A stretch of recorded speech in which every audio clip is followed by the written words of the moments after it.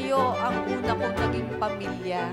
Pagkatapos ko pong maging konsehal, kayo po ang unang yumakap sa akin.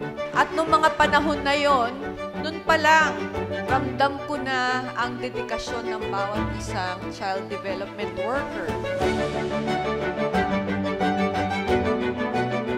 Ang bawat isa sa atin ay mayroong dakilang misyon na alagaan at magkaroon ng kalinga sa ating kapwa, lalong-lalo na sa mga kabataan. Alam nyo, naniniwala ako, kapag sama-sama, tulong-tulong, may malasakit, walang imposible. Maraming salamat po sa ating mahal na Mayora, Ma'am Hani Lacuna. Napakalaki po ng part niya para sa aming lahat. At higit sa lahat sa mga batang nag-aaral sa Manila Child Development Center. Masaya ang aming trabaho, paglilingkod sa ating bayan sa buong Manila. Asenso Manileño.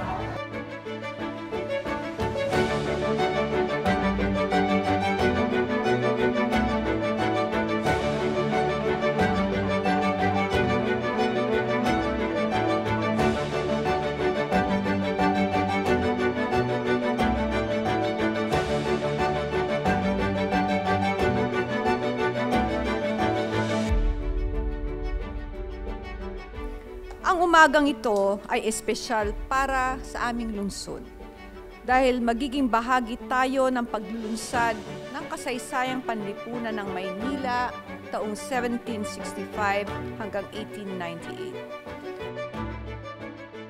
Yes, I'm very happy that the Manila government has hosted this book launching and the NHCP as well as underwriting the reprinting.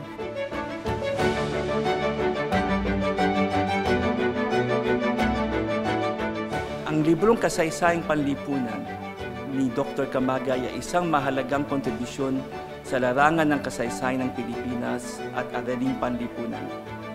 Para sa sinumang interesado maunawaan ang panlipunang dinamika at makasaysayang pag-unlad ng Manila.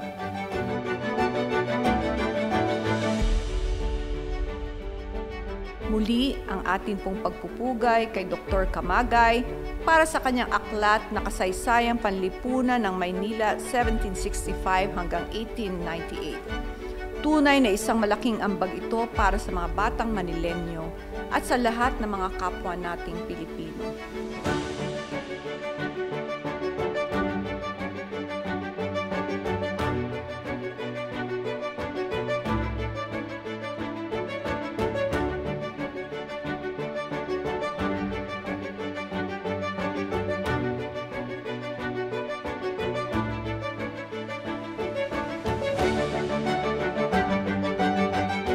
Makakaasa kayo sa amin ni Direktora Re, Vice Mayor Yul Servo, 10 ng lahat ng mga congressman at mga konsehal ng Asenso Manileño. Kami ang lagi niyong magiging kapartner, katuwang sa paglilingkod.